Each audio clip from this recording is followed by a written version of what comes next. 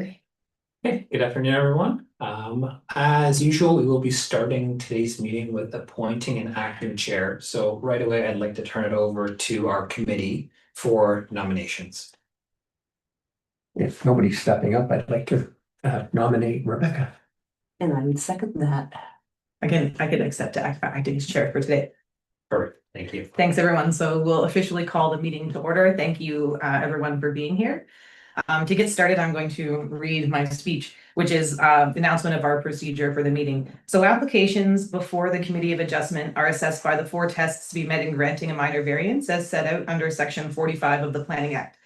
The committee may grant an application if it is satisfied that the application or sought relief, number 1, is minor, number 2, is desirable for the appropriate development or use of the land, building, or structure, number 3, maintains the general intent and purpose of the zoning bylaw, or number 4, maintains the general intent and purpose of the official plan. Committee members individually review each application, individually undertake site visits, and individually form an opinion. We then assemble at this meeting to render a decision. Staff will review any comments received on the application and also provide the planner's assessment of the application. The applicant or their agent are then asked if they would identify themselves and like to speak on the application. Anyone from the public who requested attendance will be given opportunity to speak on the application after identifying themselves and providing their name and street address for the record. Committee members may then ask questions, make statements of opinion, followed by their decision, which is voted on by committee members. Members of the public watching live via YouTube who may wish to make any comments are asked to email planning@ektwp.ca so the comments can be relayed to the committee. You must provide your name and street address in your emailed comments for the record. So the decision of the committee may be to grant the application as presented, grant the application with modifications or conditions if the committee feels the application can be improved, or to reject the application.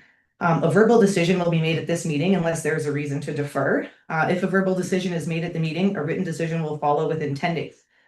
To receive a copy of this decision, you must make written request for such to the Secretary Treasurer to the Committee of Adjustment.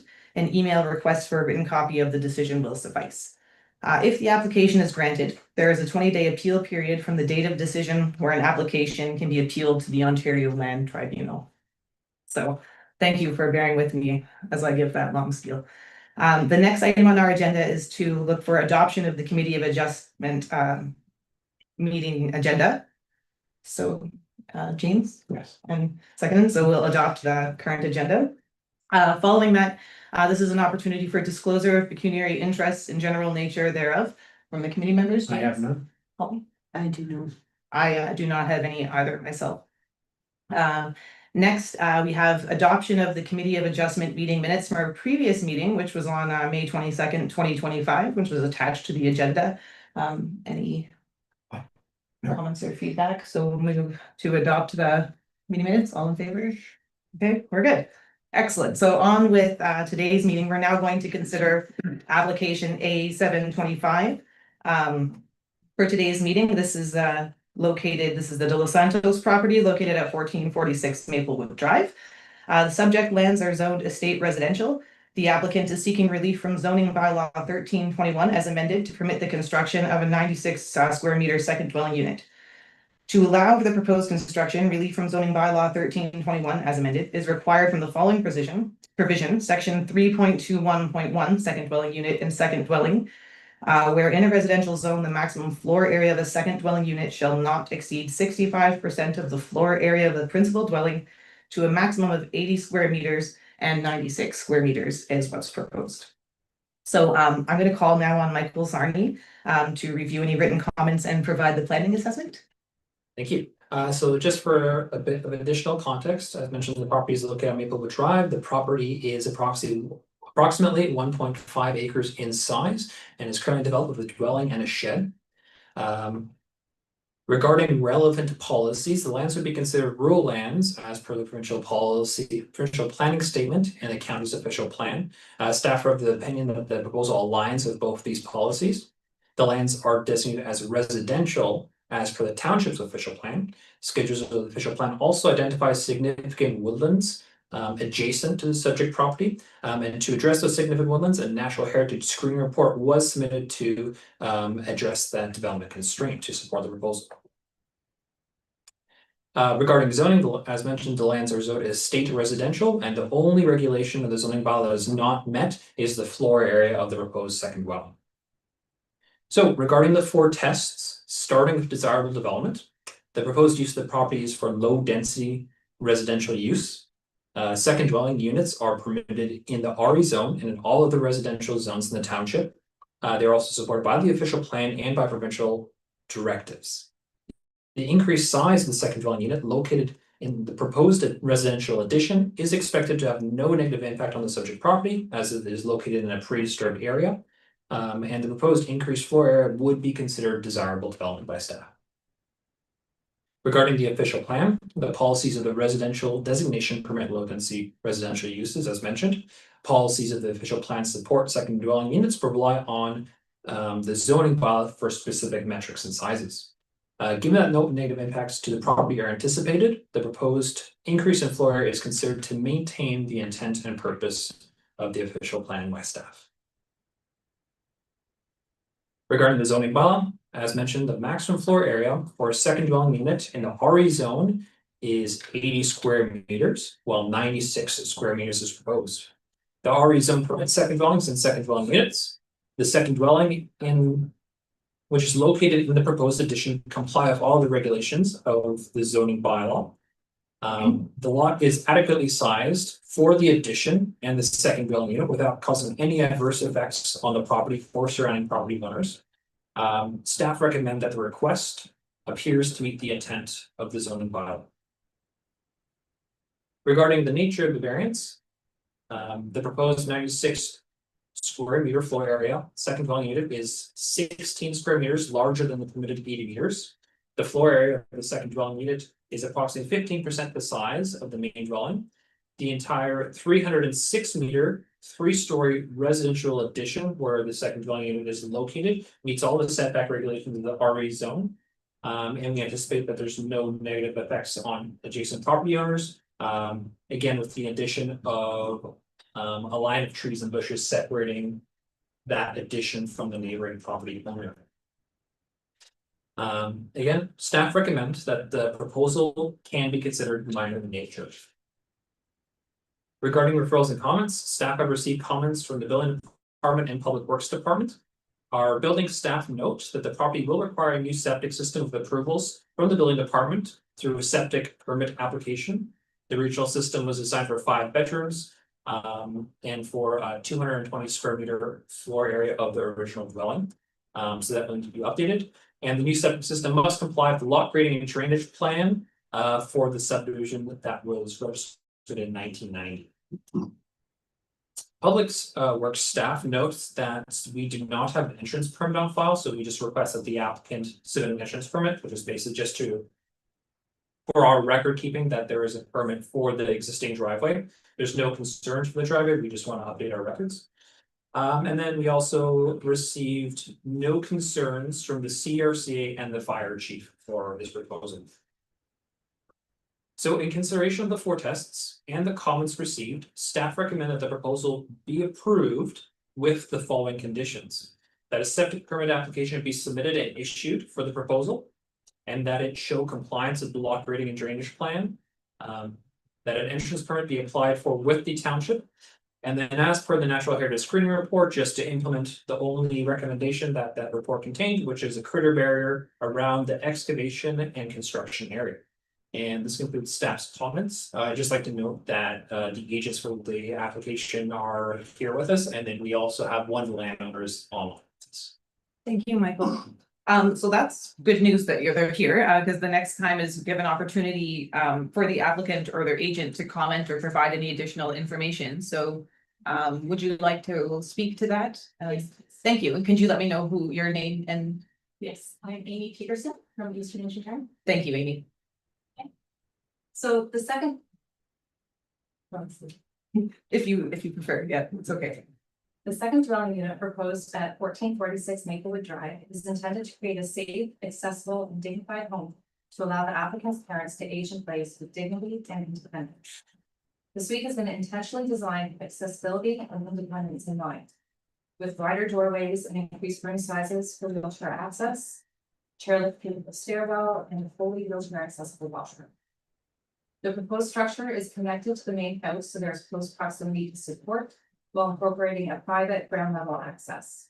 It is also tucked behind the main house and screened by mature trees, virtually invisible from the street or neighbors. Our proposed footprint of 306 square meters for the overall addition is only 1% of the total lot coverage on a 1.5 hectare lot. So we believe the proposed increase for a secondary suite from 80 to 96 square meters is desirable for both the property and its residents. This is the type of smart, compassionate, low-impact housing solution I trust in hospitals. Thank you. Anything further from the owner online?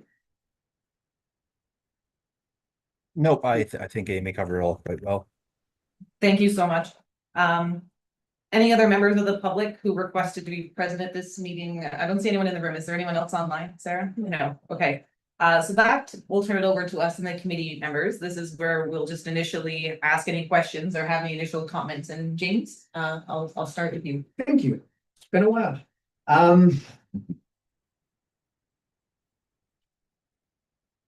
The question I have, it's not a big one, is I think it's great that it's being built for seniors to, or you know, your family to stay within close proximity and be able to take care of. I'm just personally gone through the similar thing at home.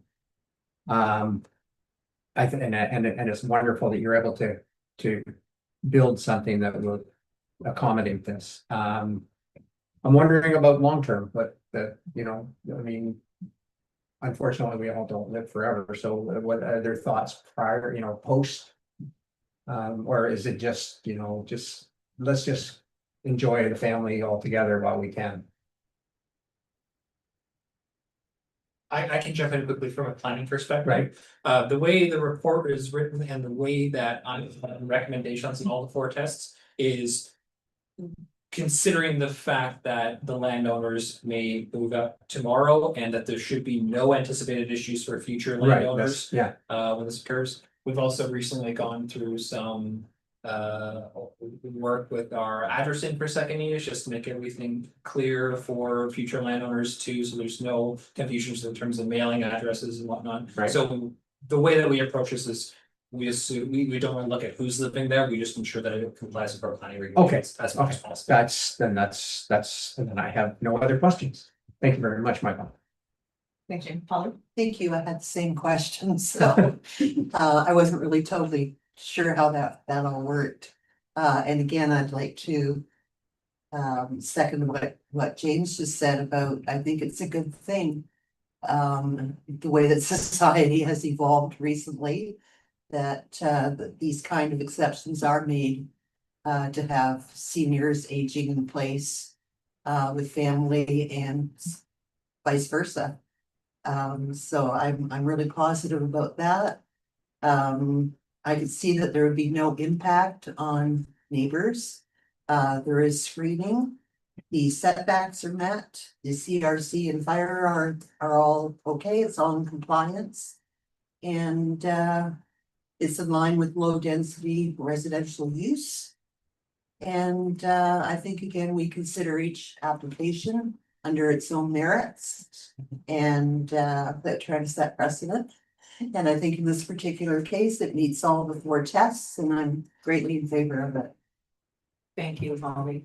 I have no concerns with this one. The only thing that tingled my spidey sense was remembering that previous one that was close to the 400, where the MTO wanted to get their hands in things. That's outside the purview of this committee. So there's no further questions or comments from me. Sarah, did we receive any comments via the live YouTube request or? No, Email just in case. No questions. So no questions, then I suppose at this point we can call and take an official vote on this position. So I think we've all made it clear where our positions are, so I'll just call for the vote for all in favor of this application. Do we have to add in any of those? Oh, yes, with yes, the staff recommendations, yeah. That's a good point. So yeah, I guess that's a fair comment for me to make. Those seem like obvious inclusions to me. Yeah. So that includes the critter barrier around the building where the foundation's going in. The permit for the entrance the entrance permit, which is basically a guaranteed thing, but we're trying to get our records on hand, and I remember that from the last meeting. And then as well as complying with the septic requirement, so. Yeah, those three. So the question I'm calling in favor of the application includes those three suppositions to the application as well. So that said, all in favor? And no opposition. So that's great news. That means that our decision is to approve this application with those three caveats in place and close the hearing on application A 725. Great news. And I guess the last comment I'll make is that I'm really happy to see these developments being made, planning for changing accessibilities over time, which might not be the case now. That's really wonderful consideration. So the next thing is as our other business on the agenda. Is there any other items for discussion that we need? I don't see anything. So our next meeting date is currently scheduled for Thursday, July 24th, 2025 at 4 p.m. Do you have time, last call, for a public question period? You know, I'm desperate for people to question me, but it's fair to give people lots of chances. With that said, thank you so much everyone for being here today. We can adjourn this meeting. Thanks again.